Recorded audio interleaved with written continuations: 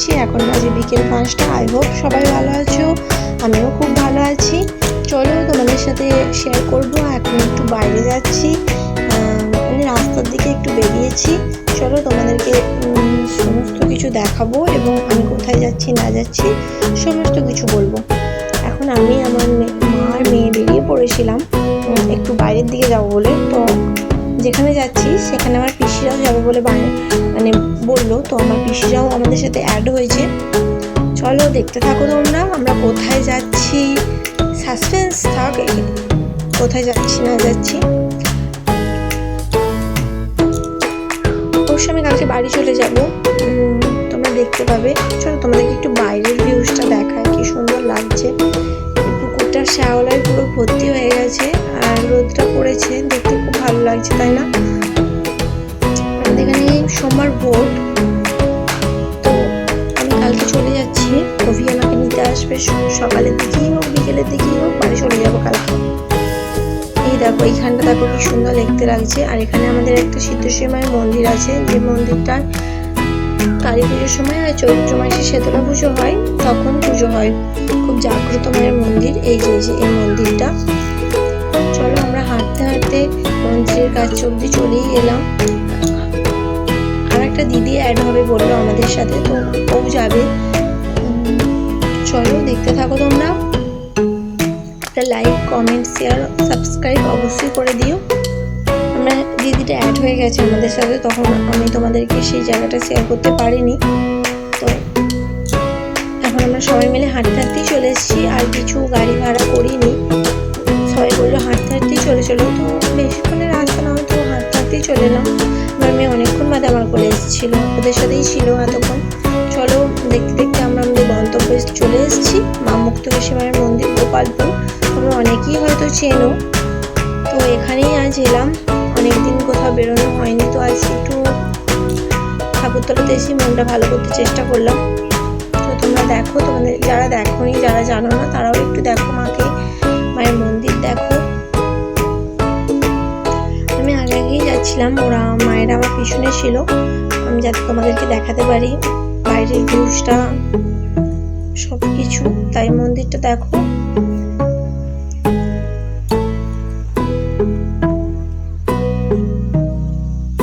এই যে আমরা সবাই চলে এসেছি। এখানে মায়েরা গল্প করতে করতে যাচ্ছিল। আসলে সবাই মিলে একসাথে থাকলে যা হয়, তো সবাই মিলে একসাথে গল্প করতে করতে যাচ্ছিল।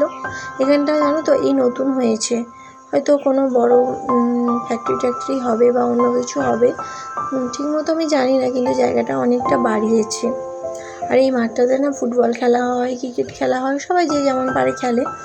চলো তোমাদেরকে সেটাও দেখাবো আজকে খেলা হচ্ছে কি হচ্ছে না। আগে মাকে দর্শন করো, মাকে দর্শন করে নিয়ে আমরা তোমাদের দেখাবো যে ওখানে আজকে খেলা হচ্ছে কি হচ্ছে না, আর আমার মেয়ে কি করছে এখানে এসে, সবই দেখাবো। আগে মাকে দর্শন করে নাও।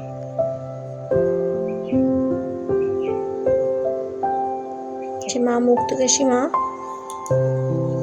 চৈত্র মাসে এনার পুজো হয় মুক্তকেশী মায়ের। যে আমার মেয়ে চলে এসেছে এখানে, আমি ওকে মনে করে ডাকছিলাম তাই ও তাকাচ্ছিল। আর এটা হচ্ছে একটা দিদির মেয়ে, মানে পিসির মেয়ে ছেলে।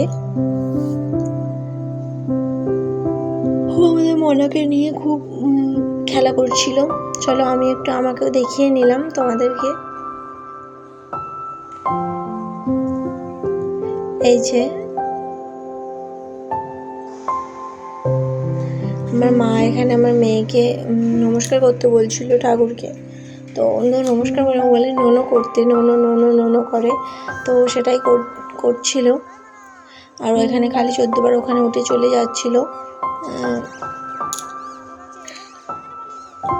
আমি ডাকছিলাম চলাই এখানে, ওখানে যেও নি, তাই ও আবার চলে যাচ্ছিল। এমন করেও খেলা করছিল। আসলে বাচ্চারা অনেকটা জায়গা পেলে, অনেকটা পেস পেলে ওরা নিজেদের খেলাধুলা বেশ ভালো আনন্দ করে করতে পারে। তো সেই জন্য এখানে জায়গাটা পেয়েছে বলে ও খুব আনন্দ পাচ্ছে এখানে এসে। ও অনেকক্ষণ খেলা করেছে এখানে। তারপরে খানিকক্ষণ বাদে আমরা বাড়ির জন্য রওনা দিই। ওকে আমি নামিয়ে নিচ্ছিলাম এখানে। কারণ ও জুতো পরেছিল, জুতো খুলতে চাইছিল না, তো সেই কারণে। এখানে ও ভেবেছিল তো যে একটা সিঁড়ি আছে, তো সেটা ভেবে উঠতে গিয়ে ও ওখানে পড়ে গিয়ে মানে হাতটা দিয়ে বসে পড়েছিল। তারপর আমাকে বললাম বাবু উঠে পড়ো, ওখানে সিঁড়ি নেই। তো আবার উঠে এই দেখো আজকে এখানে খেলা হচ্ছে, তোমাদেরকে দেখাবো বললাম। এখানে ফুটবল খেলা হচ্ছে। এবার শেষ মুহূর্ত বাড়ি যাওয়ার জন্য রওনা দিয়ে দিয়েছি। চলো আজকে ব্লগটা এই অবধি রইল। তোমাদের সাথে আবার পরে দেখা হচ্ছে অন্য কোনো ব্লগে, অন্য কোনো সময়।